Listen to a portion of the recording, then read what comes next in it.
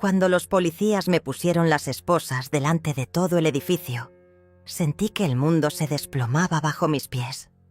62 años de vida, y nunca había imaginado que terminaría así, humillada frente a los vecinos que me conocían desde hacía décadas, arrestada por mi propio hijo. Carlos estaba ahí, con los brazos cruzados, viendo cómo me llevaban como si fuera una delincuente común. Valentina, su esposa, grababa todo con el teléfono, con esa sonrisa fría que ahora reconozco como la máscara que siempre había usado conmigo. «Mamá, tú te lo buscaste». Fueron las últimas palabras que escuché de Carlos antes de que cerraran la puerta del patrullero. 20 años. 20 años financiando ese apartamento, sacrificando mis vacaciones, mis gustos, mi propia comodidad, para que él tuviera un hogar. Y ahora me decían que yo era la perturbadora, la loca que no sabía cuándo parar. Pero todo había comenzado de manera tan normal, tan dulce. Era un domingo soleado de marzo cuando Carlos me invitó al portal a almorzar, en el apartamento. «Mamá, ven a casa. Valentina preparó tu plato favorito», me había dicho por teléfono, con esa voz cariñosa que conocía desde que era niño. Llegué con una botella de vino que había guardado para ocasiones especiales, pensando que, tal vez tenían alguna buena noticia que compartir. El apartamento olía a pollo asado con hierbas, y la mesa estaba puesta con los platos de porcelana que yo les había regalado en su boda.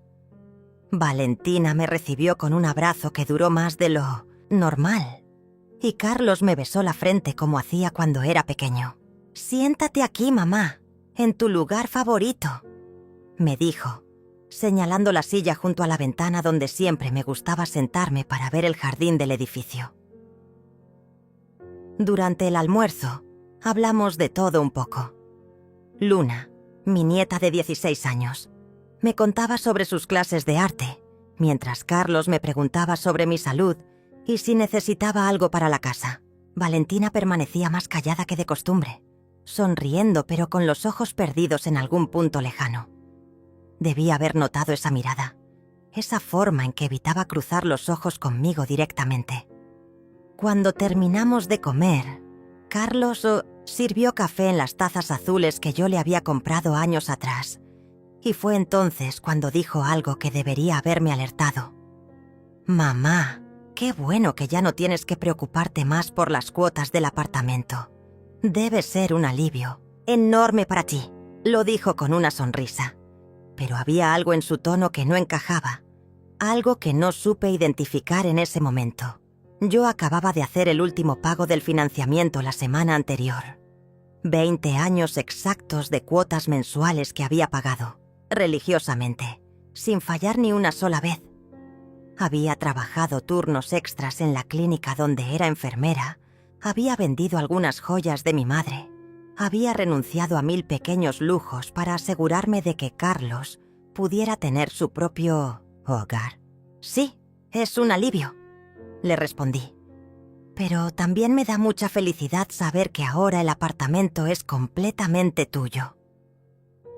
Valentina tosió suavemente y se levantó para buscar más café. Y en ese momento, Carlos me miró con una expresión extraña, como si hubiera dicho algo incorrecto. «Mamá», me dijo, inclinándose hacia adelante. «Creo que hay algo que no entiendes bien. El apartamento ya está a nuestro nombre desde hace años. Nosotros nos hicimos cargo de todos los trámites legales cuando vimos que tú ya no podías manejar esas cosas tan complicadas». Sus palabras me golpearon como un balde de agua fría. ¿Cómo que ya no podía manejar cosas complicadas? Yo había manejado todas las finanzas de la familia durante décadas. Había criado a Carlos sola después de que su padre muriera. Había administrado mi propio dinero sin problemas. ¿De qué estás hablando, Carlos? Yo pagué todas las cuotas.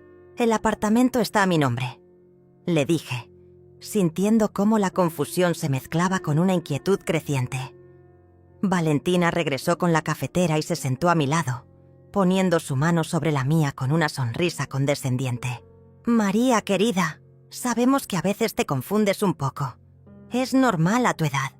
Por eso Carlos y yo decidimos hacernos cargo de todo antes de que hubiera problemas.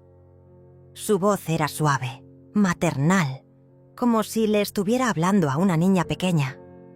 Pero sus ojos eran fríos, calculadores. Nosotros te agradecemos mucho todo lo que hiciste, pero ahora es momento de que te relajes y nos dejes a nosotros manejar estas responsabilidades. Luna, que había estado escuchando en silencio, frunció el ceño y miró a su padre con una expresión de desconcierto que me tranquilizó un poco. Al menos ella parecía tan confundida como yo.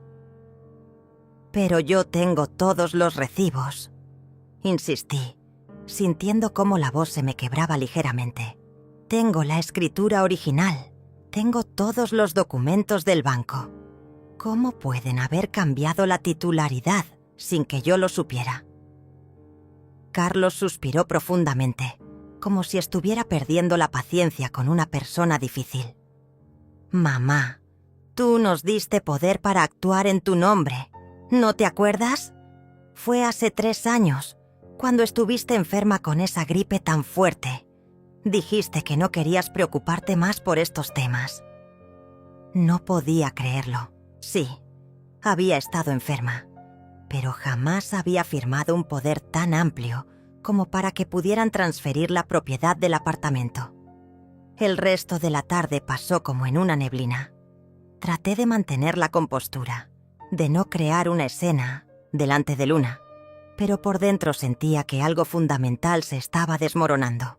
Carlos y Valentina siguieron hablando de temas triviales, como si no hubiera pasado nada, como si no me hubieran acabado de decir que el apartamento por el cual había trabajado durante 20 años ya no era mío. Cuando me despedí, Carlos me abrazó con la misma calidez de siempre, pero ahora ese abrazo me parecía falso, calculado. «Te queremos mucho, mamá», me susurró al oído, «y queremos que sepas que siempre tendrás un lugar en nuestro hogar». Nuestro hogar ya no era tu apartamento o el apartamento. Ahora era nuestro hogar. Y yo era simplemente una invitada que debía estar agradecida por ser recibida.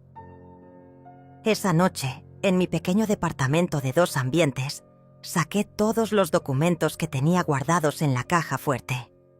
Ahí estaban: la escritura original con mi nombre, todos los recibos de pago, las cartas del banco confirmando cada cuota abonada.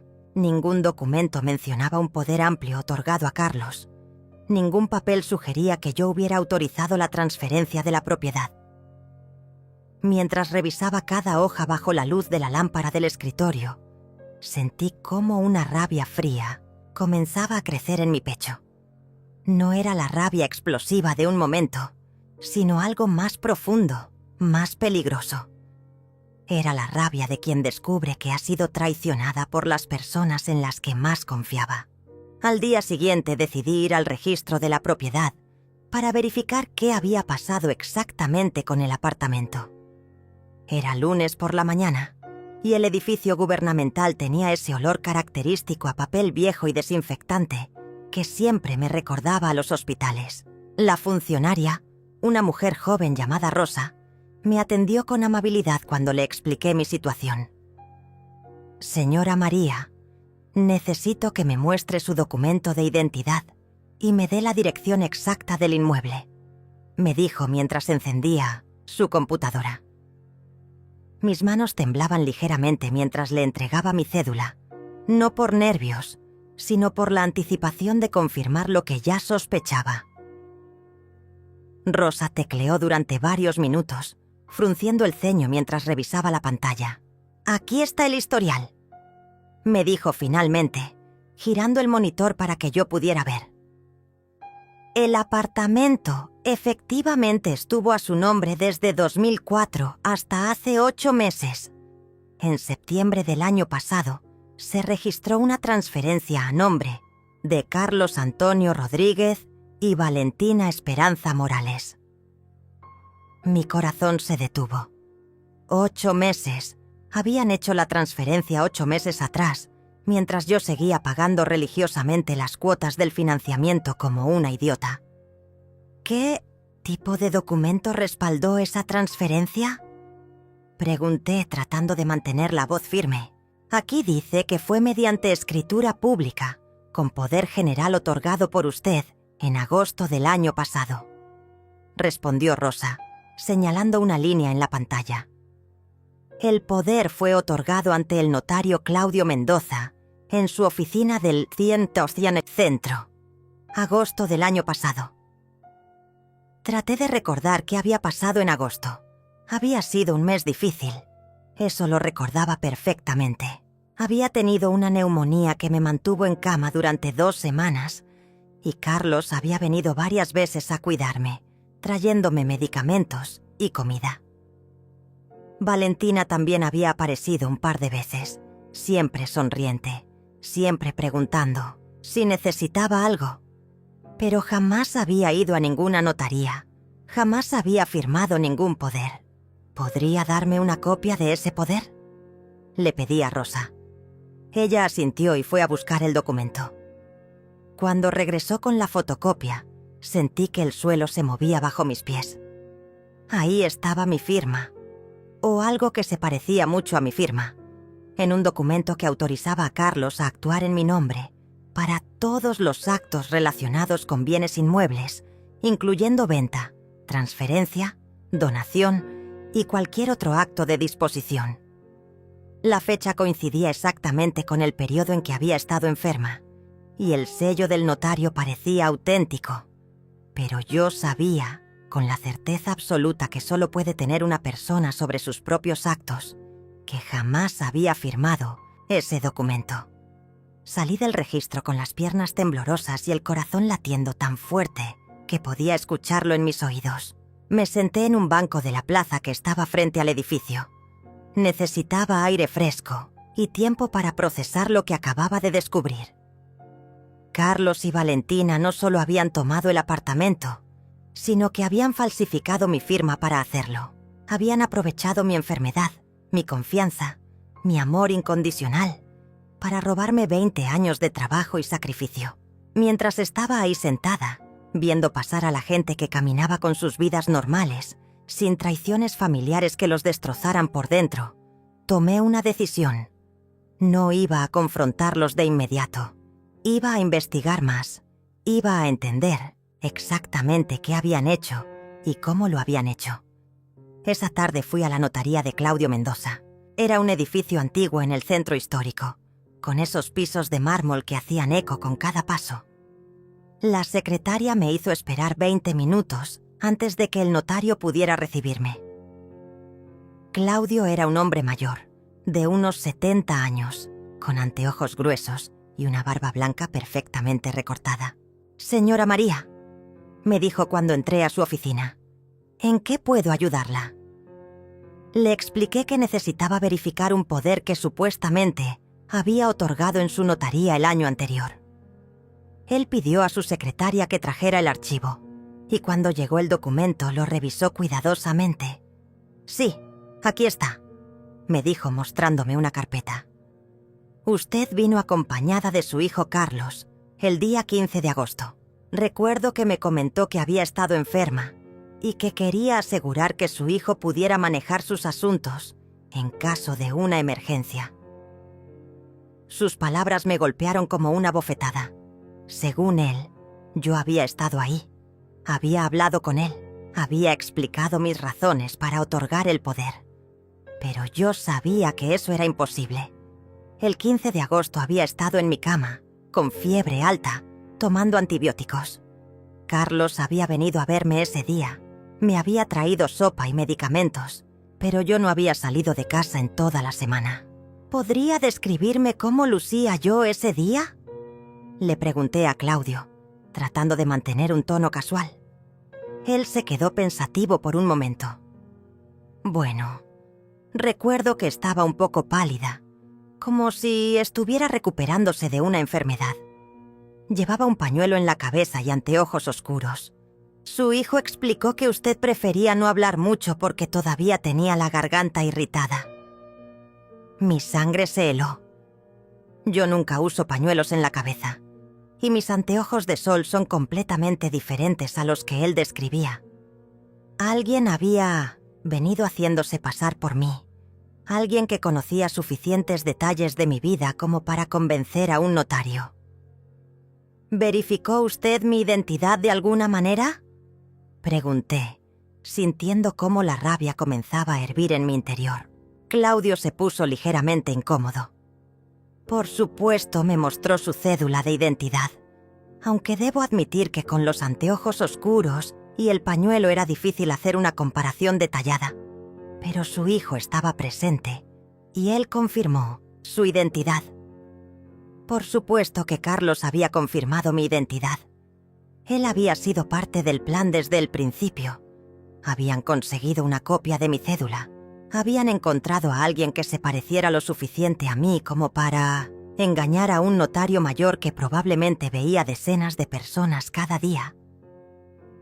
Cuando salí de la notaría, ya tenía un plan claro en mi mente. No iba a confrontar a Carlos y Valentina todavía. Primero iba a reunir todas las pruebas posibles. Iba a documentar cada mentira, cada falsificación, cada paso en falso que habían dado. Había vivido lo suficiente como para saber que la justicia no siempre llega gritando y haciendo escándalo. A veces, la justicia más efectiva es la que se planifica en silencio, la que se ejecuta con paciencia y precisión. Carlos y Valentina habían cometido un error fundamental. Habían subestimado a la mujer que los había criado y que conocía mejor que nadie cómo funcionaba el mundo. Esa noche, mientras organizaba todos los documentos en mi mesa del comedor, sonó mi teléfono. Era Luna, mi nieta. «Abuela María», me dijo con esa voz dulce que siempre lograba calmarme. «¿Estás bien? Después del almuerzo de ayer te veías un poco triste». Luna siempre había sido especial, más madura que otros chicos de su edad, más perceptiva. «Estoy bien, mi amor», le mentí, porque no quería involucrarla en el desastre que estaba descubriendo. «Solo estoy un poco cansada». Pero Luna no se dejó engañar tan fácilmente. «Abuela, lo que dijeron papá y mamá sobre el apartamento. ¿Es verdad que tú ya no puedes manejar esas cosas?». Su pregunta me partió el corazón, porque podía escuchar la confusión genuina en su voz. «Luna, mi niña», le dije suavemente, «tu abuela está perfectamente bien. No te preocupes por esas cosas de adultos». Hubo un silencio del otro lado de la línea, y luego Luna susurró: «Abuela, si alguna vez necesitas ayuda, puedes contar conmigo. ¿Está bien?». Esas palabras me dieron más fuerza que cualquier documento legal. Al menos había una persona en esta familia que todavía me veía como la mujer fuerte que había sido toda mi vida, no como la anciana confundida que Carlos y Valentina querían que fuera. Los siguientes días los dediqué a convertirme en detective de mi propia vida. Cada mañana, después de tomar mi café, revisaba minuciosamente cada documento, cada recibo, cada comunicación que había tenido con Carlos y Valentina durante los últimos años. Lo que descubrí me heló la sangre. Había señales por todas partes, pequeñas mentiras que ahora cobraban sentido, momentos extraños que había ignorado por amor ciego hacia mi hijo. Como aquella vez, 6 meses atrás, cuando Carlos había insistido en acompañarme al banco para ayudarme con un trámite que yo podía hacer perfectamente sola. O cuando Valentina había comentado, aparentemente sin importancia, que había hablado con mi médico sobre mis pequeños olvidos que yo jamás había tenido. El miércoles decidí ir al banco donde había pagado todas las cuotas del financiamiento. Necesitaba entender exactamente qué había pasado con los pagos después de la transferencia del apartamento. La gerente, una mujer eficiente llamada Rosa, me recibió en su oficina con aire preocupado. «Señora María», me dijo después de revisar mi cuenta, «tengo que decirle que hay algo extraño en su historial de pagos. Usted siguió pagando las cuotas del préstamo durante 8 meses después de que el apartamento ya no estaba a su nombre». Le pedí que me explicara en detalle lo que había pasado. Según los registros del banco, Carlos había venido en septiembre del año anterior con el poder falsificado para informar sobre el cambio de titularidad del inmueble. Pero aquí está lo extraño, continuó Rosa, mostrándome la pantalla de su computadora. Normalmente, cuando hay un cambio de titularidad, el nuevo propietario se hace cargo de los pagos restantes, pero su hijo específicamente pidió que los débitos automáticos siguieran saliendo de su cuenta. Dijo que era un regalo que usted quería hacerles, que era su forma de ayudarlos a establecerse. Un regalo. Habían tomado mi apartamento sin mi consentimiento y luego habían hecho que yo siguiera pagando por él, como si fuera un regalo. La crueldad de esa maniobra me quitó el aliento. No solo me habían robado, sino que habían convertido ese robo en una supuesta muestra de mi generosidad. ¿Hay algún registro de que yo haya autorizado esa continuación de pagos?, pregunté, aunque ya sabía la respuesta. Rosa revisó cuidadosamente todos los documentos y finalmente negó con la cabeza. No, señora. Solo está la solicitud de su hijo, respaldada por el Poder General. Pedí copias de todos los movimientos de mi cuenta relacionados con ese apartamento. Cuando vi las cifras totales, sentí que el mundo se tambaleaba. En esos 8 meses adicionales, había pagado casi el equivalente a 2 años de mi pensión. Dinero que Carlos y Valentina habían recibido, sabiendo perfectamente que ya no era mi obligación pagarlo. Esa tarde, mientras caminaba de regreso a casa con todas las pruebas en mi bolso, me crucé con José, el portero del edificio donde vivía Carlos. José me conocía desde hacía años.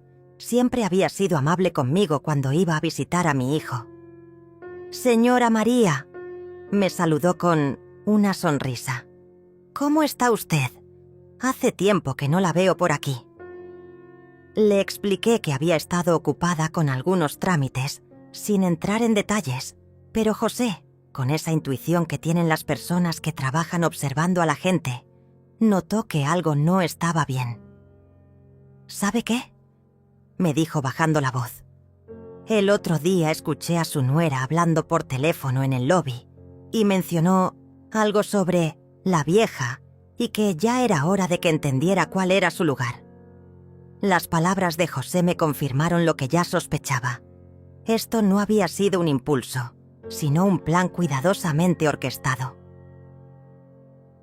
El jueves por la mañana, Carlos me llamó por teléfono. Su voz sonaba casual, como si nada hubiera cambiado entre nosotros. «Mamá, ¿qué tal si vienes a almorzar el domingo?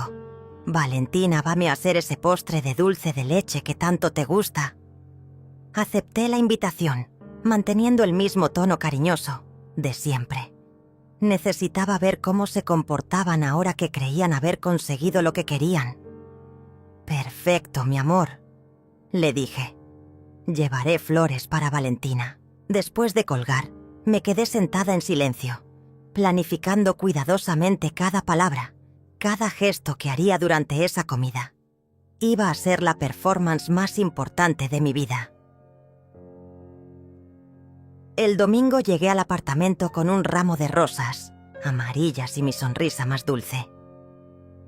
Carlos me recibió con un abrazo efusivo, como si fuéramos la familia perfecta que aparentábamos ser. Valentina estaba en la cocina, con un delantal floreado que le daba un aire doméstico completamente falso. «María, querida», me dijo con esa voz melosa que ahora reconocía como pura actuación. «Qué bueno que viniste.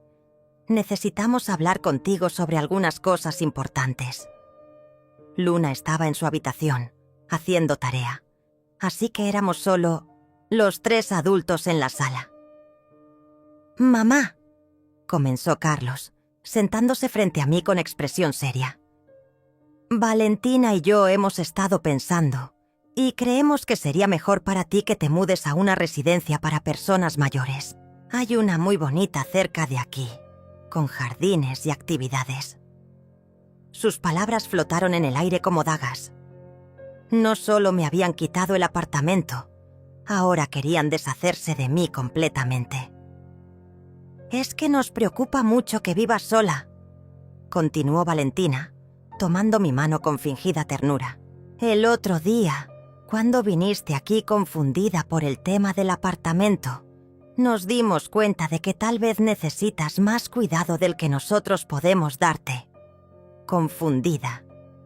Esa palabra resonó en mi cabeza como una campana de alarma. Habían convertido mi reacción lógica ante su traición en una señal de senilidad. Era la narrativa perfecta. La anciana confundida que ya no puede manejar sus asuntos y que necesita ser internada por su propio bien. ¿Y qué pasaría con mi departamento?, pregunté con voz temblorosa, fingiendo la vulnerabilidad que ellos esperaban ver. Carlos y Valentina intercambiaron una mirada cómplice. «Bueno, podríamos ayudarte a venderlo», dijo Carlos. «Con ese dinero podrías pagar la residencia durante varios años, y nosotros nos haríamos cargo del resto cuando se acabe». El resto de la comida transcurrió en una atmósfera surrealista. Hablamos de trivialidades mientras ellos desarrollaban su plan para apoderarse también de mi departamento y encerrarme en una institución. Valentina me mostró folletos de residencias geriátricas que había conseguido, todas con precios que consumirían rápidamente el dinero de la venta de mi casa. Carlos hablaba de las ventajas de no tener que preocuparme por facturas, limpieza o compras. Podrías dedicarte simplemente a descansar y disfrutar, me decía, como si los 62 años fueran sinónimo de incapacidad total. Cuando llegó el momento del postre, Luna salió de su habitación y se unió a nosotros. Inmediatamente notó la tensión en el ambiente. «¿De qué estaban hablando?», preguntó con esa curiosidad natural de los adolescentes. «De cosas de adultos, mi amor», le respondió Valentina rápidamente, pero Luna me miró directamente y pude ver en sus ojos que entendía que algo malo estaba pasando. «Abuela María», me dijo, «¿tú quieres mudarte a una residencia?». La pregunta directa tomó a Carlos y Valentina por sorpresa. «Luna, no es que quiera o no quiera», intervino Carlos. «Es lo que más le conviene a tu abuela en este momento de su vida. Pero ella puede decidir por sí misma, ¿no?», insistió Luna, con esa lógica implacable que solo tienen los jóvenes que aún no han aprendido a aceptar las mentiras de los adultos. Valentina se puso ligeramente incómoda. «Por supuesto que puede decidir, pero a veces las decisiones son difíciles y nosotros tenemos que ayudarla a ver qué es lo mejor». Luna frunció el ceño, claramente insatisfecha con esa respuesta. En ese momento supe que mi nieta era mi aliada, natural en esta batalla, aunque ella aún no entendiera completamente de qué se trataba. Cuando me despedí esa tarde, Carlos me abrazó con particular intensidad. «Piénsalo bien, mamá», me susurró al oído. «Queremos lo mejor para ti». Pero había algo en su tono que sonaba más a amenaza que a preocupación filial. Valentina me acompañó hasta la puerta y justo antes de que yo saliera, me dijo en Soundcienov, voz baja: «María, espero que entiendas que esto es inevitable. Las cosas han cambiado y es mejor que te adaptes». Sus palabras confirmaron mis peores sospechas. Esto no era una propuesta, era un ultimátum disfrazado de cariño familiar. Esa noche, después de la comida con Carlos y Valentina, no pude dormir. Sus palabras sobre la residencia geriátrica resonaban en mi cabeza como una sentencia de muerte. Me quedé despierta hasta las 3 de la madrugada, sentada en mi sillón favorito, mirando por la ventana hacia las luces de la ciudad. Era como si estuviera viendo mi vida desde afuera, como una película triste donde la protagonista es traicionada por las personas que más ama. Pero mientras estaba ahí, en la oscuridad de mi sala, algo cambió dentro de mí. La tristeza comenzó a transformarse en algo más poderoso, más frío, más calculado. No iba a permitir que me trataran como a una anciana indefensa. Había sobrevivido a la muerte de mi esposo. Había criado a Carlos sola. Había trabajado durante 40 años sin fallar un solo día. No iba a rendirme ahora. El lunes por la mañana tomé la decisión más importante de mi vida: buscar ayuda, legal. Había evitado esta opción porque una parte de mí aún esperaba que todo fuera un malentendido, que Carlos reaccionara cuando se diera cuenta del daño que me había hecho. Pero después de escuchar sus planes para internarme, entendí que esto era una guerra, y en las guerras no se puede pelear sin armas. Busqué en las páginas amarillas hasta encontrar un abogado especializado en derecho de familia y estafas. Su nombre era Rafael Mendoza, y su oficina estaba en el centro de la ciudad, en un edificio moderno que inspiraba confianza. Rafael era un hombre de unos 50 años, con cabello canoso y una mirada inteligente que me tranquilizó inmediatamente. Cuando le conté toda la historia, desde el financiamiento del apartamento hasta el poder falsificado y los planes de internación, él tomó notas cuidadosamente sin interrumpirme. «Señora María», me dijo cuando terminé mi relato, «lo que me está describiendo constituye varios delitos graves: falsificación de documentos, estafa, apropiación indebida y posiblemente hasta tentativa de incapacitación fraudulenta». Sus palabras me dieron esperanza, pero también me asustaron. Significaba que mi propio hijo era un delincuente. «¿Qué opciones tengo?», le pregunté, tratando de mantener la voz firme. Rafael se reclinó en su silla y me explicó que había 2 caminos posibles: el penal y el civil. En lo penal, podríamos presentar una denuncia por falsificación y estafa. En lo civil, podríamos demandar la nulidad de la transferencia del apartamento por vicio del consentimiento. Me explicó que el camino penal sería más dramático pero más arriesgado, porque significaría que Carlos podría ir a la cárcel. El civil sería más lento pero más seguro para recuperar mi propiedad. «¿Cuánto tiempo tomaría cada opción?», pregunté. «Lo penal, entre 6 meses y 2 años. Lo civil, entre 1 y 3 años, dependiendo de las apelaciones». Pero Rafael me ofreció una tercera opción que no había considerado. «También podríamos intentar una estrategia más creativa. Si usted me autoriza, puedo contactar discretamente a su hijo y a su nuera para informarles que tenemos evidencia de sus actividades ilegales y ofrecerles la posibilidad de revertir voluntariamente la transferencia antes de que inicies acciones legales. A veces, cuando las personas entienden que han sido descubiertas, prefieren solucionar las cosas en privado para evitar escándalos públicos». La idea me gustó. Les daría una oportunidad de hacer lo correcto antes de destruir completamente nuestra relación familiar. Pero mientras tanto, me advirtió Rafael, necesita protegerse. Si ellos realmente están planeando declararla incompetente mentalmente, podrían intentar aceleración ese proceso ahora que usted sabe la verdad. Me explicó que debía conseguir una evaluación psicológica y psiquiátrica independiente que certificara mi plena capacidad mental. También me recomendó cambiar las claves de todas mis cuentas bancarias y evitar estar sola con Carlos y Valentina sin testigos. «¿Hay alguien en su familia en quien pueda confiar completamente?», me preguntó. Sin dudarlo, le mencioné a Luna. «Mi nieta es una buena chica, pero solo tiene 16 años. No quiero involucrarla en esto. A veces los jóvenes ven las cosas con más claridad que los adultos», me dijo Rafael con una sonrisa sabia. «Si ella ya sospecha que algo está mal, podría ser su aliada más valiosa». Me dio su tarjeta y acordamos reunirnos nuevamente el viernes, después de que él hubiera revisado todos los documentos que le había entregado.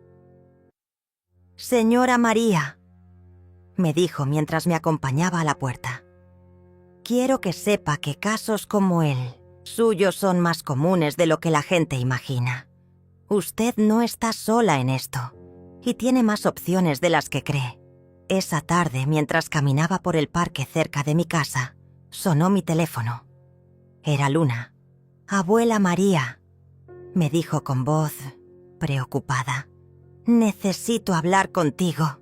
¿Puedes venir a buscarme a la escuela?» Había algo en su tono que me alarmó inmediatamente. «¿Estás bien, mi amor? ¿Pasó algo?» «Estoy bien, pero escuché a mis papás hablando anoche, y creo que necesitas saberlo». Mi corazón se aceleró. «¿Dónde nos encontramos?» «En la heladería que está frente a mi escuela. Salgo a las 5». Miré mi reloj. Eran las 4:30. Tenía tiempo suficiente para llegar. Cuando llegué a la heladería, Luna ya estaba esperándome en una mesa del fondo, con su mochila escolar y una expresión más seria de la que debería tener una chica de su edad. Me senté frente a ella y pedí 2 helados de chocolate, su sabor favorito desde pequeña. «Abuela», comenzó Luna sin preámbulos, «papá y mamá están planeando algo malo contigo». Sus palabras confirmaron mis peores temores. «¿Qué escuchaste exactamente, mi amor?» Luna tomó una cucharada de helado antes de responder, como si necesitara valor para continuar. «Anoche, después de que tú te fuiste, escuché que mamá estaba hablando por teléfono con alguien. Decía que ya habían conseguido el apartamento, pero que ahora necesitaban acelerar lo de tu departamento antes de que tú causaras problemas». Luna hizo comillas con los dedos al decir «causaras problemas», imitando el tono despectivo de su madre. También dijo algo sobre un médico que les había prometido ayudarlos con un diagnóstico de demencia senil. Las palabras de Luna me helaron la sangre. No solo estaban planeando robarme mi departamento, sino que habían encontrado un médico corrupto, dispuesto a declararme mentalmente incompetente. «¿Escuchaste el nombre de ese médico?», le pregunté, tratando de mantener la calma. Luna asintió. «Doctor Ramírez. Mamá dijo que papá había hablado con él y que por $500 estaría dispuesto a firmar cualquier papel que necesitaran». $500. Ese era el precio que habían puesto a mi libertad y mi dignidad. «Abuela», continuó Luna con lágrimas en los ojos, «¿por qué están haciendo esto? ¿Por qué papá le está haciendo esto a su propia madre?» No supe qué responderle. ¿Cómo explicarle a una adolescente que a veces los adultos se vuelven monstruos cuando el dinero está de por medio? «Luna, mi niña», le dije tomando sus manos entre las mías, «hay cosas en el mundo que son difíciles de entender, pero necesito que sepas que tu abuela está bien de la cabeza, que no necesita ser internada y que voy a luchar para que la verdad salga a la luz». Luna me apretó las manos. «¿Qué puedo hacer para ayudarte?». Su pregunta me emocionó tanto que por poco me echo a llorar en esa heladería. «Por ahora, solo necesito que me mantengas informada si escuchas algo más. Pero Luna, esto es muy importante. No pueden saber que tú me estás contando estas cosas. Si se dan cuenta, podrían prohibirte que me veas».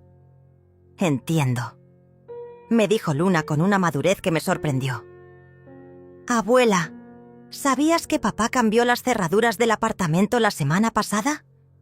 Dijo que era por seguridad, pero ahora que sé todo esto, creo que era para que tú no pudieras entrar cuando quisieras».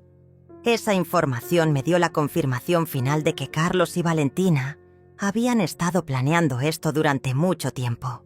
Cada detalle, cada conversación, cada gesto aparentemente inocente había sido parte de una estrategia para quitarme todo lo que tenía y convertirme en una prisionera de mi propia familia.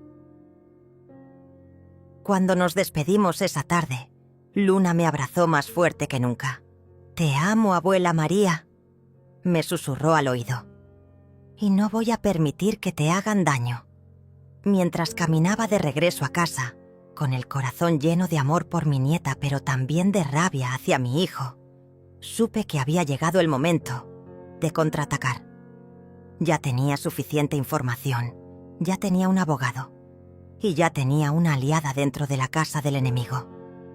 Era hora de demostrarles a Carlos y Valentina que habían elegido a la víctima equivocada. El viernes por la mañana volví a la oficina de Rafael con toda la información que Luna me había dado. Cuando le conté sobre el doctor Ramírez y los $500, vi cómo su expresión se endurecía. «Esto cambia todo», me dijo, tamborileando los dedos sobre su escritorio. «Ya no estamos hablando solo de una estafa familiar, sino de una conspiración que involucra corrupción médica. Podríamos estar ante un patrón de comportamiento que afecta a otras familias». Me explicó que este tipo de médicos corruptos solían trabajar con varias familias que querían deshacerse de parientes mayores para quedarse con sus bienes. «Señora María», me dijo Rafael con seriedad, «necesito que tome una decisión importante. Podemos seguir con el plan original de contactar discretamente a su hijo, o podemos ir directamente a las autoridades con toda esta información. Si elegimos la segunda opción, no solo recuperará su apartamento, sino que ayudará a desmantelar toda una red de corrupción». Su propuesta me hizo pensar en todas las otras mujeres de mi edad que podrían estar pasando por lo mismo, víctimas de hijos desalmados y médicos sin escrúpulos. «¿Qué significa ir a las autoridades?», ya le pregunté. Rafael me explicó que tendríamos que presentar una denuncia formal ante la fiscalía y que probablemente la policía tendría que hacer una investigación encubierta. Esto podría incluir grabaciones telefónicas, seguimientos y hasta operaciones donde usted participaría como testigo protegido para obtener evidencias. La idea me aterraba y me emocionaba al mismo tiempo. Por un lado, significaba enfrentar a Carlos de manera definitiva.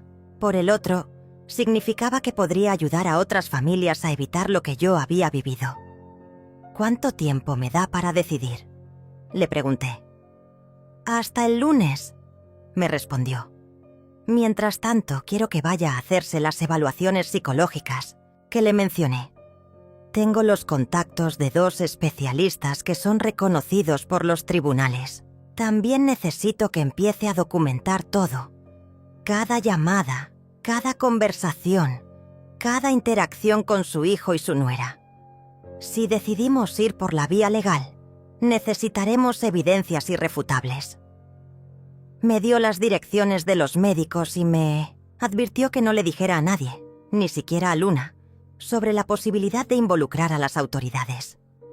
Esa misma tarde fui a mi primera evaluación psicológica.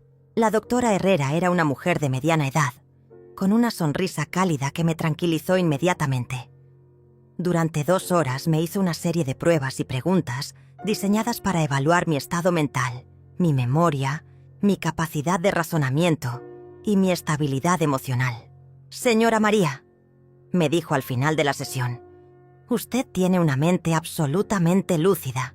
Sus respuestas son coherentes, su memoria está intacta y su capacidad de análisis es superior al promedio para su edad. Cualquiera que intente declararla incompetente está cometiendo un fraude». El sábado por la mañana, mientras desayunaba y leía el periódico, sonó mi teléfono. Era Carlos. «Mamá, ¿qué tal si almorzamos hoy? Solo tú y yo como cuando era pequeño». Su invitación me sorprendió, pero también me puso en alerta. Después de todo lo que había descubierto, no creía en coincidencias. «Me encantaría, mi amor», le respondí, manteniendo el tono cariñoso de siempre. «¿Dónde quieres que nos encontremos?» «En el restaurante donde solíamos ir cuando era niño, el que está cerca del parque. ¿Te parece bien a las 2? Acepté, pero inmediatamente llamé a Rafael para contarle sobre la invitación. «No vayas sola», me advirtió Rafael. «Si ellos están acelerando sus planes, Esta podría ser una trampa. ¿Hay alguna forma de que alguien la acompañe sin que parezca sospechoso? Pensé en Luna, pero era demasiado arriesgado involucrarla más de lo que ya estaba. Entonces, se me ocurrió una idea. ¿Qué pasaría si usted estuviera en el restaurante, en otra mesa, observando todo? Rafael aceptó inmediatamente. Perfecto. Lleve su teléfono encendido y, si es posible, trate de grabar la conversación. Necesitamos documentar cualquier amenaza o confesión que él pueda hacer. Llegué al restaurante 15 minutos antes de la hora acordada. Era un lugar pequeño y acogedor donde Carlos y yo habíamos compartido muchas comidas cuando él era niño y adolescente. Rafael ya estaba ahí, sentado en una mesa del fondo, leyendo un periódico. Nos habíamos puesto de acuerdo en que él no me miraría directamente para no levantar sospechas. Carlos llegó puntual, con esa sonrisa que conocía desde que era bebé, pero que ahora me parecía falsa y calculada. «Mamá», me dijo dándome un beso en la mejilla. «Qué bueno verte. Necesitaba hablar contigo a solas». Pedimos la comida mientras hablábamos de trivialidades, el clima, las noticias, el trabajo de Carlos. Pero yo podía sentir la tensión en el aire, como cuando se acerca una tormenta. Fue hasta el postre cuando Carlos finalmente llegó al punto. «Mamá», me dijo bajando la voz y inclinándose hacia adelante. «Valentina y yo hemos estado hablando mucho sobre tu situación. Estamos muy preocupados por ti».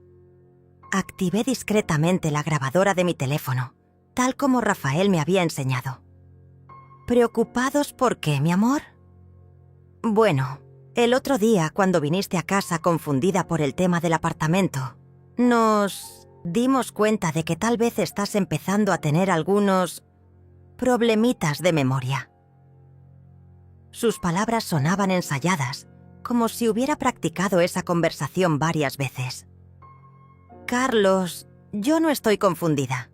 El apartamento estaba a mi nombre y yo pagué todas las cuotas durante 20 años.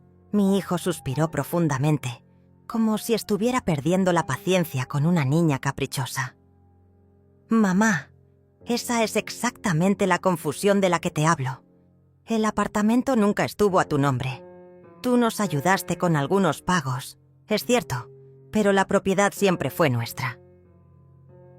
La mentira era tan descarada que por un momento me quedé sin palabras. Carlos continuó hablando mientras yo procesaba la magnitud de su traición. «Por eso hemos decidido que es mejor que te hagas unos exámenes médicos. Tenemos una cita con un especialista muy bueno, el doctor Ramírez, para el martes que viene». Ahí estaba la confirmación de todo lo que Luna me había contado. «¿Y si los exámenes salen bien?», le pregunté, tratando de mantener la voz calmada. Carlos sonrió, pero sus ojos permanecieron fríos. «Por supuesto que van a salir bien, mamá. Pero es importante que tengamos documentación médica oficial de tu estado actual, por tu propio bien. ¿Y si no quiero hacerme esos exámenes?», insistí. La sonrisa de Carlos se desvaneció un poco. «Mamá, no es una opción. Como tu hijo, tengo la responsabilidad de cuidar de ti, y eso incluye asegurarme de que recibas la atención médica que necesitas». Había algo amenazante en su tono, una autoridad que nunca antes había usado conmigo. «Carlos», le dije suavemente, «yo crié a un niño dulce y cariñoso. ¿Qué pasó con ese niño?». Mi pregunta pareció tomarlo por sorpresa, y por un momento vi un destello del Carlos que conocía, pero desapareció rápidamente. «Mamá, ese niño creció y ahora tiene responsabilidades. Una de esas responsabilidades eres tú». Se quedó callado por un momento, mirando su café, y luego agregó algo que me heló la sangre. «Mira, te voy a ser honesto. Valentina y yo hemos estado hablando con un abogado, y él nos explicó que si tú te niegas a cooperar con los exámenes médicos, podríamos tener que recurrir a otras medidas legales para protegerte de ti misma». «Otras medidas legales». Estaba hablando de declararme incompetente por la fuerza. ¿Qué tipo de medidas legales? Le pregunté, aunque ya sabía la respuesta. Carlos se inclinó más hacia mí, bajando la voz hasta casi un susurro. Podríamos solicitar una tutela judicial, mamá. Si un juez determina que no eres capaz de cuidar de ti misma, Valentina y yo podríamos tomar todas las decisiones por ti. ¿Dónde vives? ¿Cómo gastas tu dinero? ¿Qué tratamientos médicos recibes? Todo. La amenaza estaba ahí, clara y directa. O aceptaba voluntariamente sus planes, o ellos me quitarían legalmente el derecho a decidir sobre mi propia vida. Cuando terminamos de almorzar, Carlos insistió en acompañarme hasta mi casa. Durante el camino siguió hablando sobre los beneficios de la tutela judicial, como si fuera un producto que estuviera tratando de venderme. Podrías dejar de preocuparte por facturas, por decisiones difíciles, por administrar tu dinero. Nosotros nos haríamos cargo de todo. Al llegar a mi edificio, me dio un abrazo que duró más de lo normal. «Piénsalo bien, mamá», me susurró al oído. «El martes vamos a pasar a buscarte para llevarte al doctor Ramírez. Espero que para entonces hayas entendido que esto es lo mejor para todos». Esa noche, mientras escuchaba la grabación de nuestra conversación, sentí una mezcla de tristeza y rabia que nunca había experimentado antes. La tristeza por el hijo que había perdido, el niño dulce que se había convertido en este extraño calculador, y la rabia por la humillación, por la traición, por la forma en que habían planeado robarme mi dignidad junto con mis bienes. Pero también sentí algo más: determinación. Carlos había cometido un error fatal al amenazarme tan abiertamente. Ahora tenía en mis manos la evidencia que Rafael necesitaba para proceder con la denuncia. El domingo por la mañana llamé a Rafael desde temprano. «Tengo la grabación», le dije sin preámbulos. Carlos se incriminó completamente.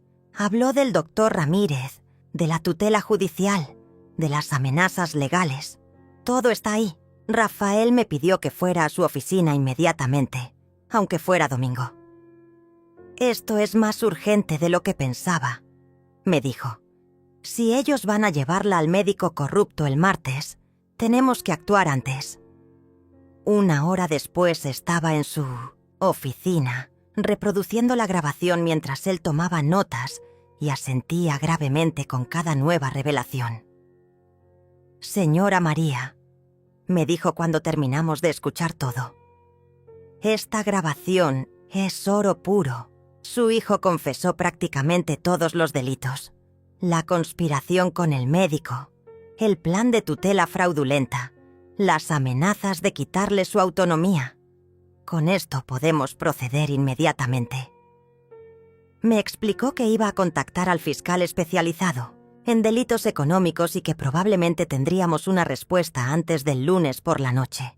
«Pero necesito que entienda una cosa. Una vez que presentemos esta denuncia, no hay vuelta atrás. Su relación con su hijo cambiará para siempre». «Mi relación con mi hijo ya cambió para siempre», le respondí con una calma que me sorprendió. El Carlos que yo conocía nunca me habría amenazado de esa manera. El hombre que almorzó conmigo ayer es un extraño que por casualidad tiene la cara de mi hijo. Rafael asintió comprensivamente. «He visto muchos casos como este, y entiendo lo doloroso que debe ser, pero quiero que sepa que está haciendo lo correcto, no solo para usted, sino para todas las personas mayores que podrían ser víctimas de estos esquemas en el futuro». Esa tarde, mientras esperaba noticias de Rafael, decidí hacer algo que había estado posponiendo: revisar completamente mi testamento. Si Carlos era capaz de robarme en vida, no tenía dudas de que también intentaría manipular mi herencia después de mi muerte. Saqué el documento de mi caja fuerte y lo leí cuidadosamente. Ahí estaba, en blanco y negro. Carlos era mi único heredero universal.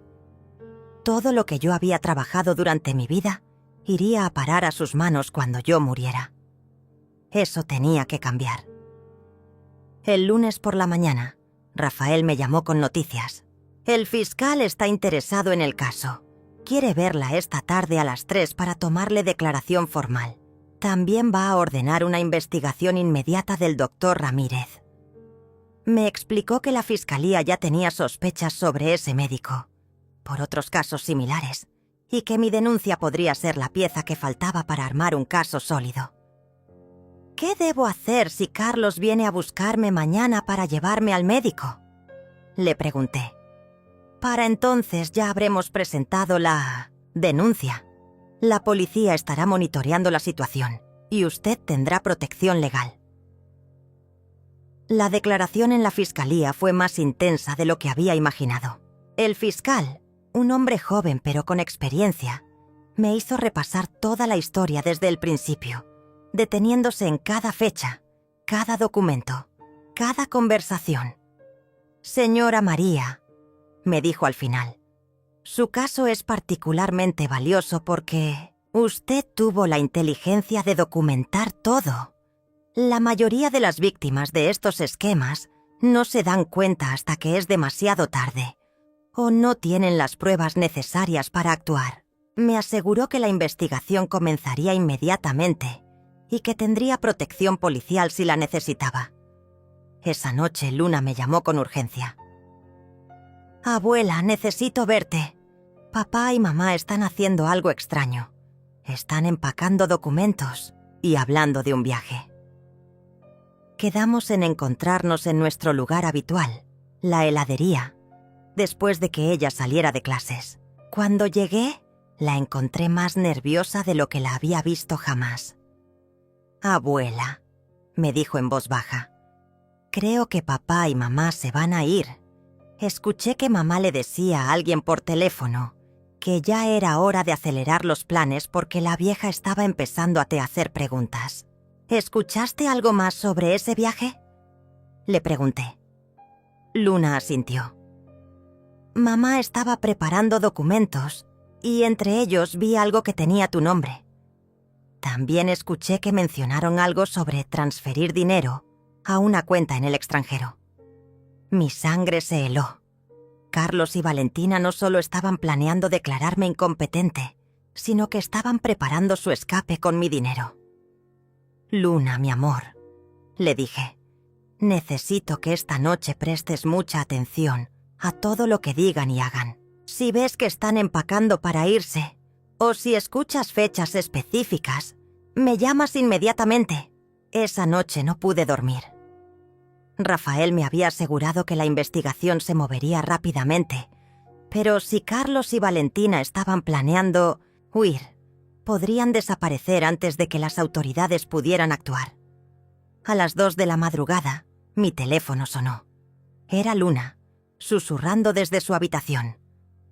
Abuela, están empacando ahora.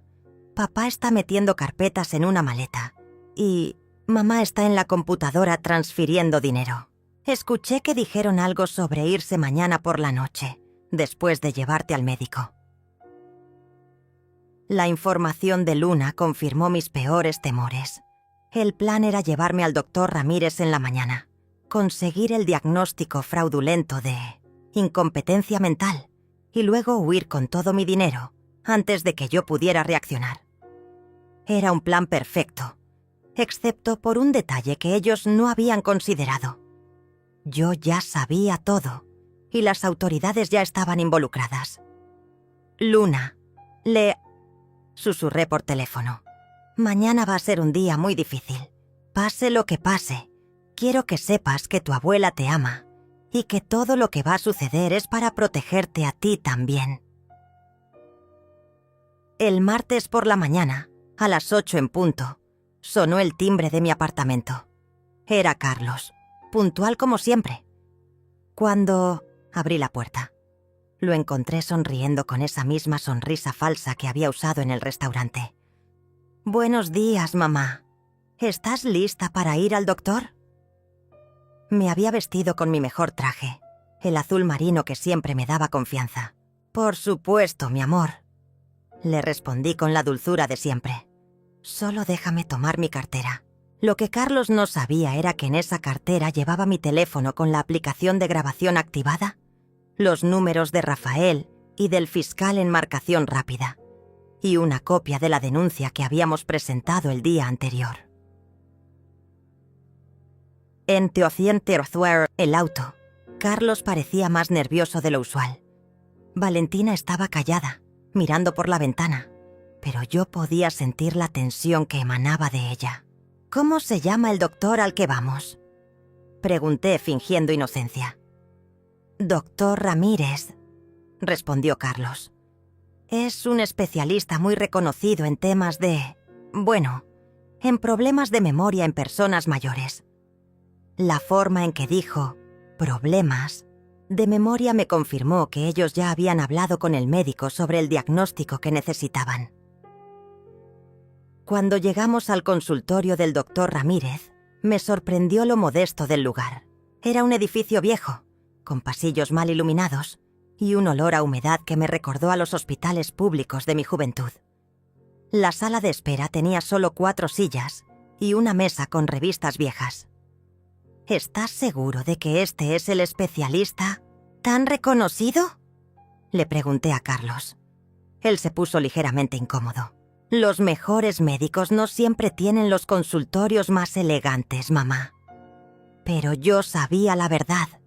Los médicos corruptos no podían permitirse oficinas lujosas.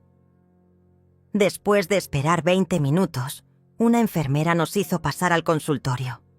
El doctor Ramírez era un hombre de unos 60 años, con aspecto descuidado y una sonrisa que no llegaba a sus ojos. «Señora María», me dijo sin levantarse de su escritorio, «su hijo me ha contado sobre sus dificultades recientes. Vamos a hacer una evaluación rápida para ver cómo está su estado mental». La forma casual en que habló de mis supuestas dificultades me confirmó que el diagnóstico ya estaba decidido antes de que yo llegara.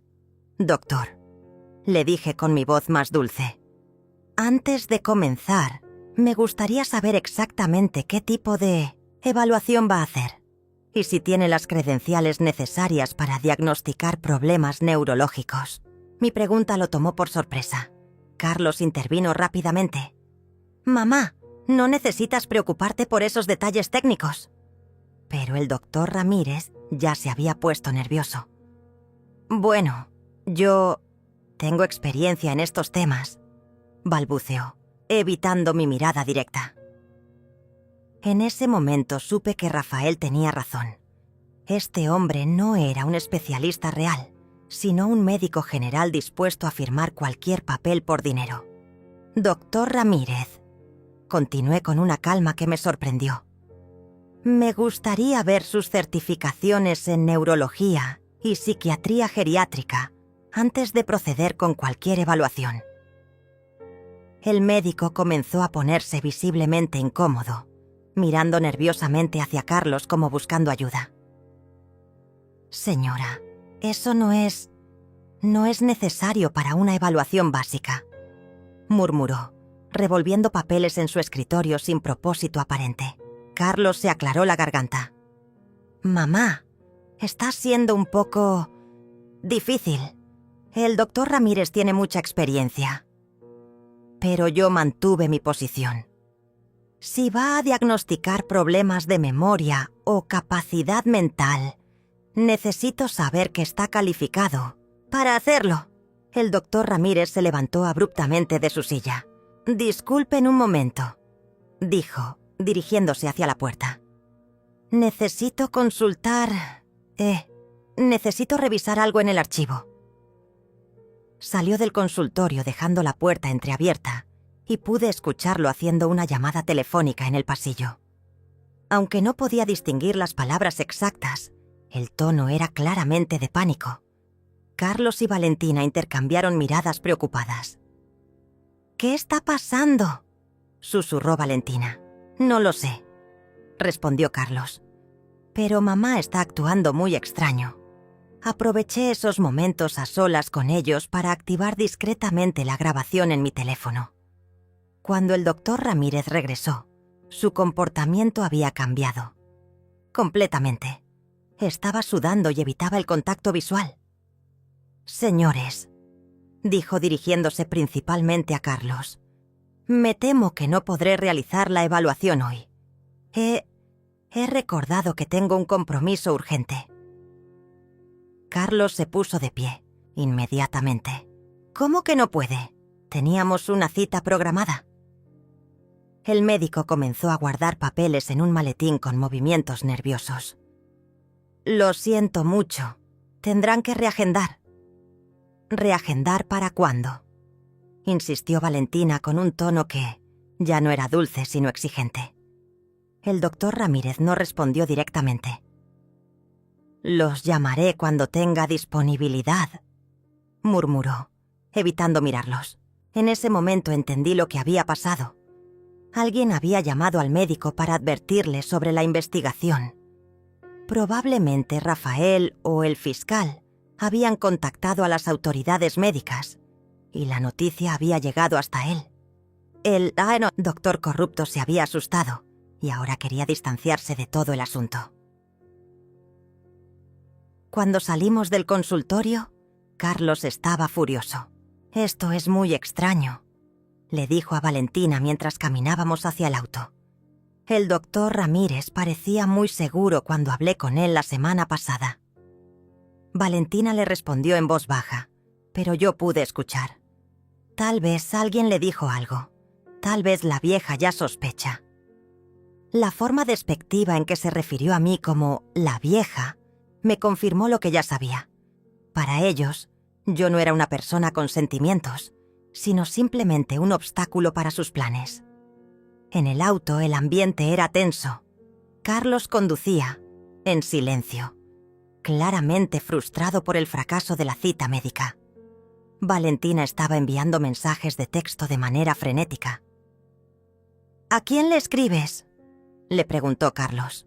«A mi hermana», mintió Valentina. «Le estoy contando sobre el doctor». Pero desde el asiento trasero pude ver que estaba escribiendo a un contacto guardado, simplemente como R. Probablemente Rafael, pensé, aunque después me di cuenta de que podría ser cualquier cómplice en su plan. «Mamá», me dijo Carlos de repente, mirándome por el espejo retrovisor. «Necesitamos hablar seriamente cuando lleguemos a casa». Su tono había perdido cualquier pretensión de cariño filial. Era autoritario, casi amenazante. «Por supuesto, mi amor», le respondí manteniendo mi actuación de madre comprensiva. «¿De qué quieres hablar?»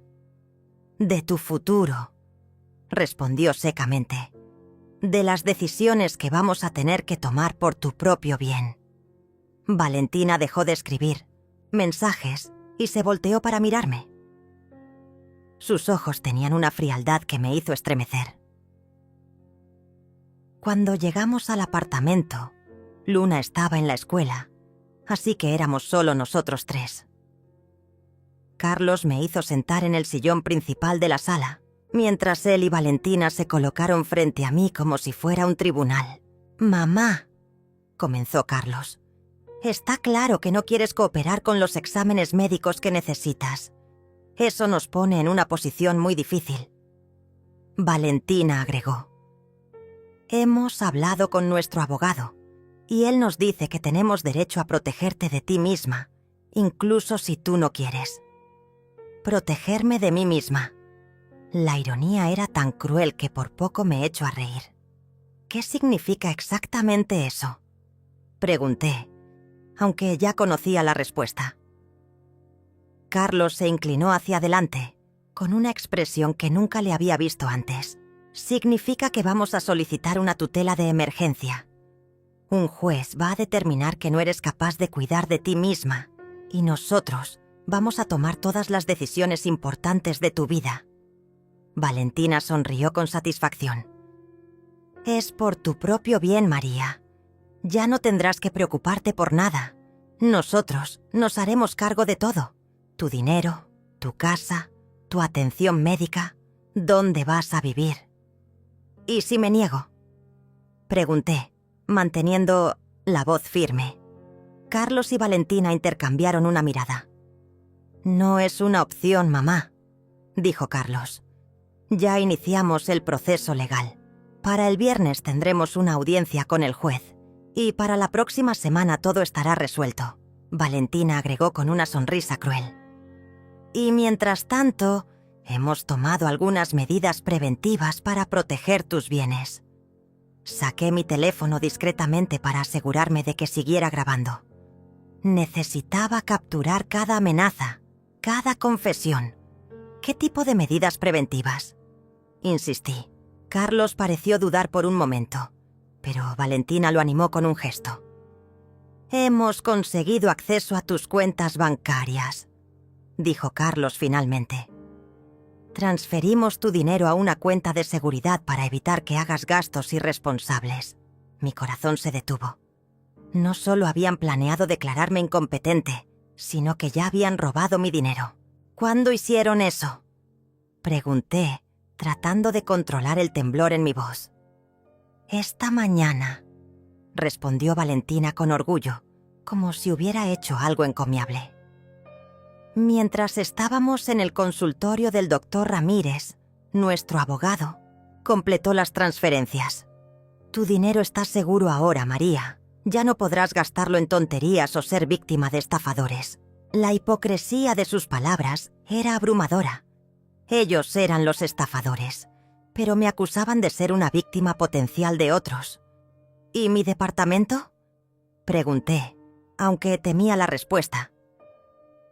Carlos sonrió con esa sonrisa fría que había reemplazado a la calidez que conocía. «También está siendo transferido a nuestro nombre, por supuesto. No podemos permitir que una persona con problemas mentales maneje propiedades tan valiosas». Valentina agregó. «Ya hemos contactado a algunos compradores interesados. Con el dinero de la venta podrás pagar una residencia muy bonita por varios años». En ese momento entendí que habían acelerado todos sus planes. El fracaso con el doctor Ramírez los había asustado, así que habían decidido actuar sin esperar el diagnóstico médico falso. Estaban robándome todo en tiempo real, mientras me amenazaban con una tutela judicial que me quitaría cualquier posibilidad de defenderme.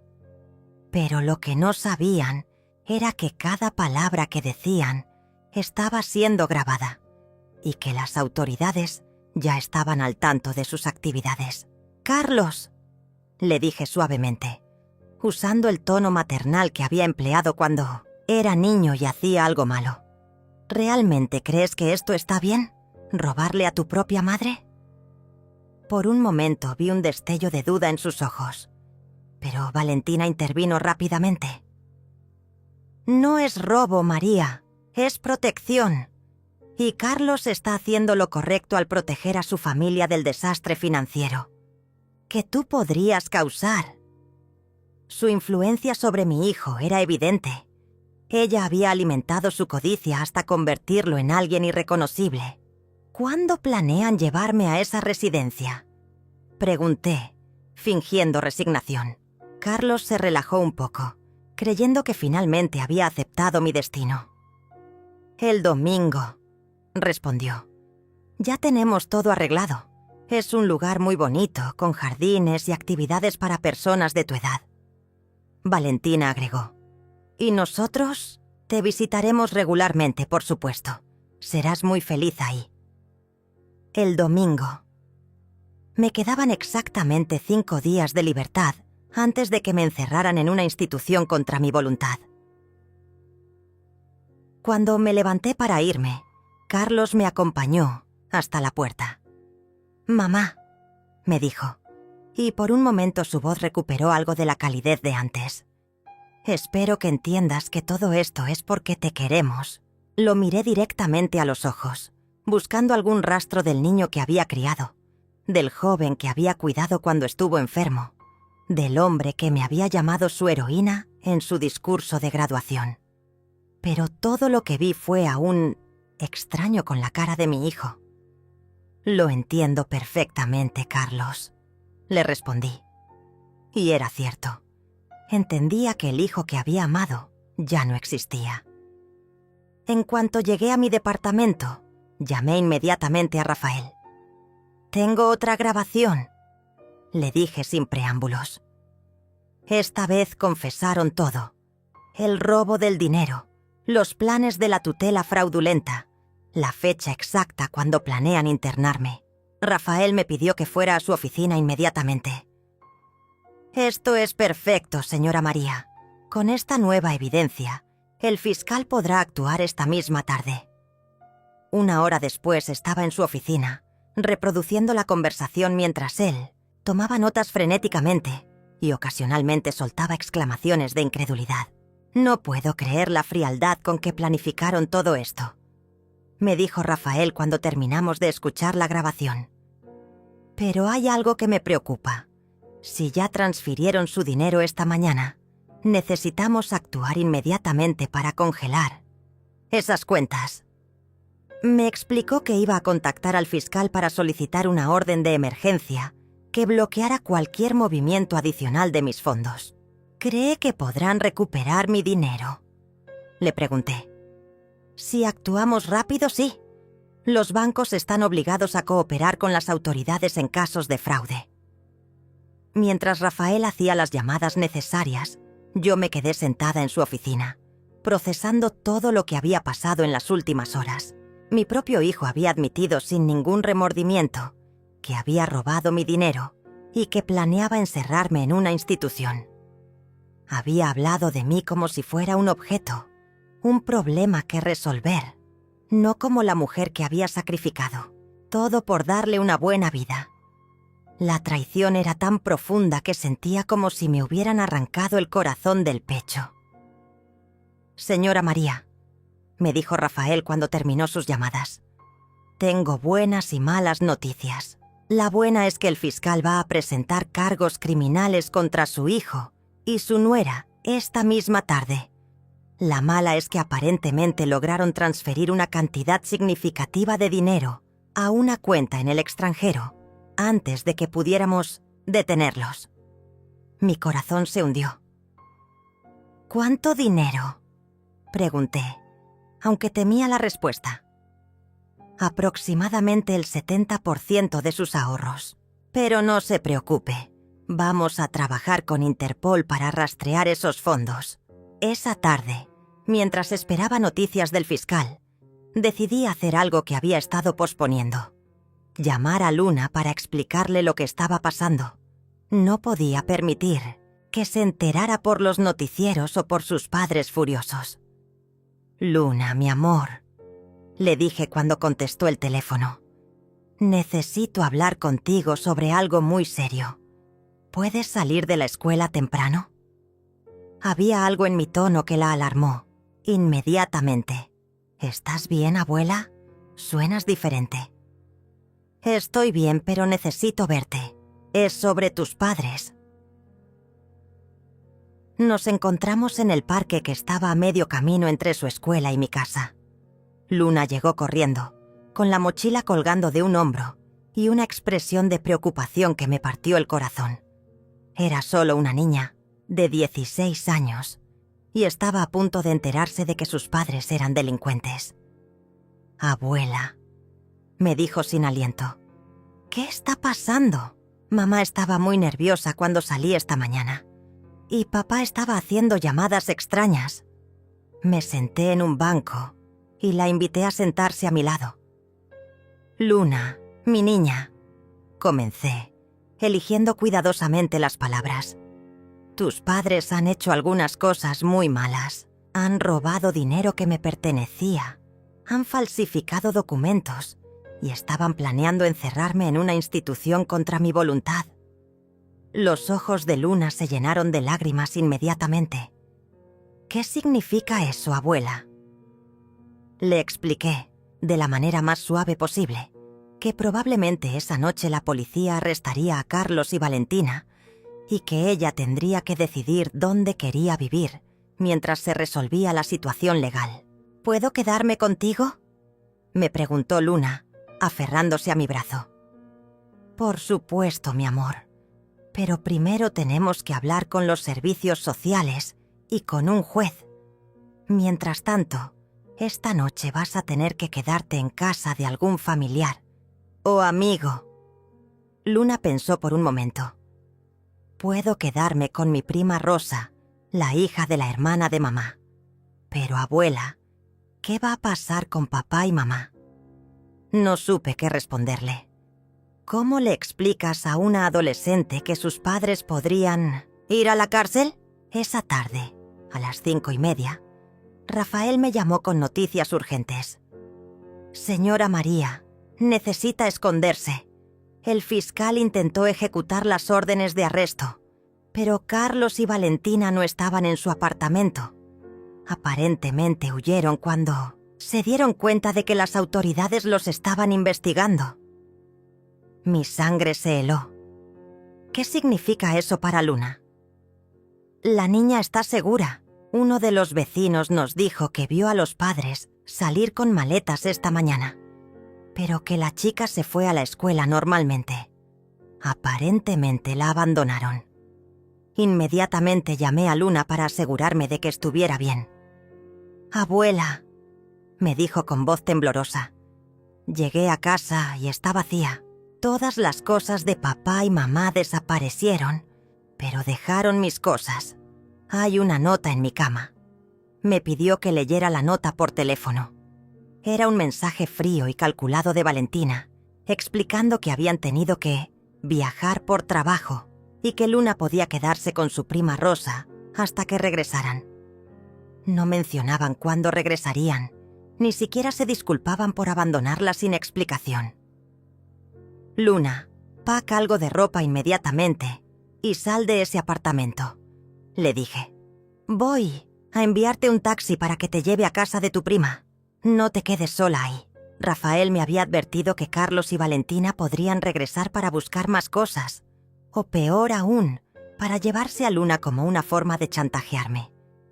Mientras esperaba confirmación de que Luna había llegado segura a casa de Rosa, mi teléfono sonó.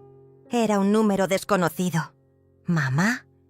Escuché la voz de Carlos del otro lado de la línea. Sonaba distante, probablemente llamando desde otro país. «Carlos, ¿dónde estás? ¿Dónde está Luna?» Hubo una pausa antes de que respondiera. «Luna está bien. Está con su prima.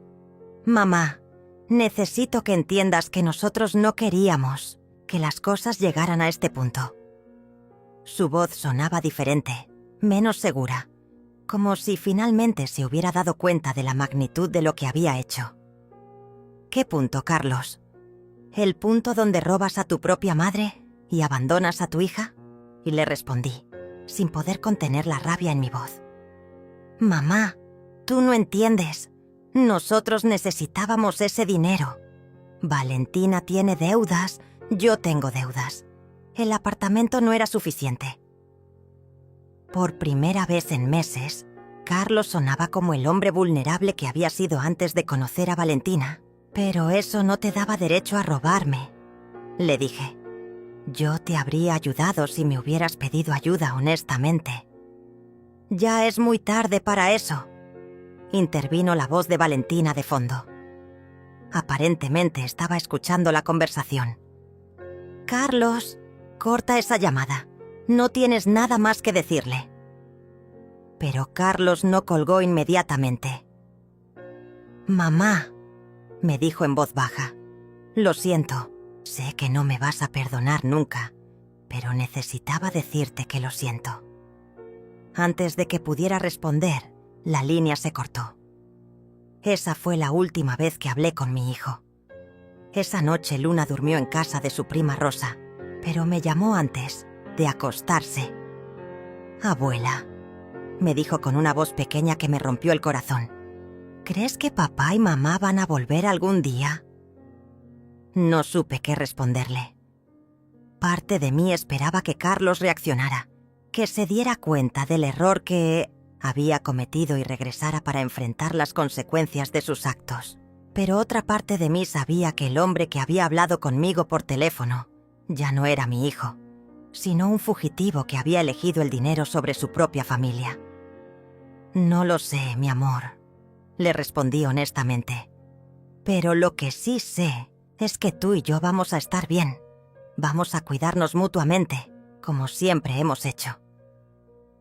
Luna se quedó callada por un momento. Abuela, ¿puedo preguntarte algo? Por supuesto, mi niña. ¿Tú crees que papá siempre fue así o cambió cuando conoció a mamá? Su pregunta me hizo reflexionar sobre todos los años que había pasado criando a Carlos, buscando señales de la crueldad que había demostrado. Creo que tu papá siempre tuvo la capacidad para hacer lo correcto y lo incorrecto, le respondí finalmente. Pero eligió el camino equivocado cuando se dejó influenciar por la codicia. Era la respuesta más honesta que podía darle a una chica de 16 años que acababa de descubrir que sus padres eran criminales. «Te amo, abuela María», me dijo antes de colgar. «Y yo te amo a ti, Luna. Mañana empezamos una nueva vida, tú y yo juntas». 6 meses después, estoy sentada en el jardín de mi nueva casa, una pequeña propiedad en las afueras de la ciudad que compré con el dinero que las autoridades lograron recuperar. No recuperé todo lo que Carlos y Valentina robaron, pero fue suficiente para comenzar de nuevo.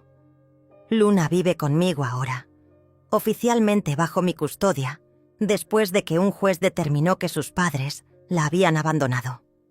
Ella está floreciendo en su nueva escuela y por las tardes me ayuda a cuidar el jardín de tomates y hierbas aromáticas que hemos plantado juntas. El proceso legal tomó meses, pero valió la pena cada día de testimonio y cada papel firmado. Carlos y Valentina fueron declarados culpables en ausencia de múltiples cargos: falsificación de documentos, estafa, apropiación indebida y abandono de menor. Sus pasaportes fueron cancelados y hay órdenes de arresto internacionales contra ellos. El doctor Ramírez perdió su licencia médica y está cumpliendo una sentencia de 5 años por su participación en el esquema de tutelas fraudulentas. Rafael me dijo que nuestro caso ayudó a desmantelar toda una red de médicos corruptos que se aprovechaban de familias vulnerables. Luna nunca más habló con sus padres. Intentaron contactarla algunas veces desde números desconocidos, pero ella decidió bloquear todas las llamadas. «Abuela», me dijo una tarde mientras regábamos los tomates, «ellos tomaron su decisión cuando me abandonaron. Ahora yo tomo la mía». Su madurez me asombra todos los días. A los 17 años, Luna entiende conceptos de lealtad y dignidad que muchos adultos nunca aprenden. El apartamento que Carlos y Valentina habían robado fue devuelto a mi nombre, después de que el juez declaró nula la transferencia fraudulenta. Decidí venderlo inmediatamente. No podía soportar la idea de vivir en un lugar donde había sido traicionada tan cruelmente. Con ese dinero, más los ahorros que recuperé, pude comprar esta casa pequeña pero hermosa, con suficiente espacio para Luna y para mí, y un jardín donde podemos cultivar nuestros propios alimentos. Rafael se convirtió en algo más que mi abogado. Se convirtió en un amigo verdadero. Viene a visitarnos una vez al mes, siempre trayendo libros para Luna y café especial para mí. «Señora María», me dijo durante su última visita, «usted es una de las mujeres más valientes que he conocido. Muchas personas en su situación simplemente se habrían rendido. Pero yo no me siento particularmente valiente, solo me siento libre. La libertad tiene un sabor diferente cuando la has perdido casi por completo. Cada mañana, cuando me despierto en mi propia cama, en mi propia casa, sin que nadie me amenace con quitarme mi autonomía, siento una gratitud profunda que nunca había experimentado antes. Manejo mis propias finanzas, tomo mis propias decisiones médicas, elijo cómo gastar mi tiempo y mi dinero. Son cosas simples que la mayoría de la gente da por sentado, pero para mí representan victorias diarias. Luna se graduará de la preparatoria el próximo año y ya está aplicando para universidades. Es brillante, mucho más inteligente de lo que yo era a su edad, y tiene planes de estudiar Derecho. Quiero ayudar a otras personas como tú, abuela, me dijo cuando le pregunté por qué había elegido esa carrera. Quiero asegurarme de que las familias no puedan abusar de sus mayores impunemente. Su pasión por la justicia me llena de orgullo y me da esperanza para el futuro. Algunas noches, cuando Luna está estudiando en su habitación y yo estoy sola en la sala, pienso en Carlos, no en el hombre que me traicionó, sino en el niño que fue. Recuerdo cuando tenía fiebre y se acurrucaba contra mí en el sofá mientras le leía cuentos. Recuerdo su graduación de la universidad, cuando me abrazó y me llamó su heroína.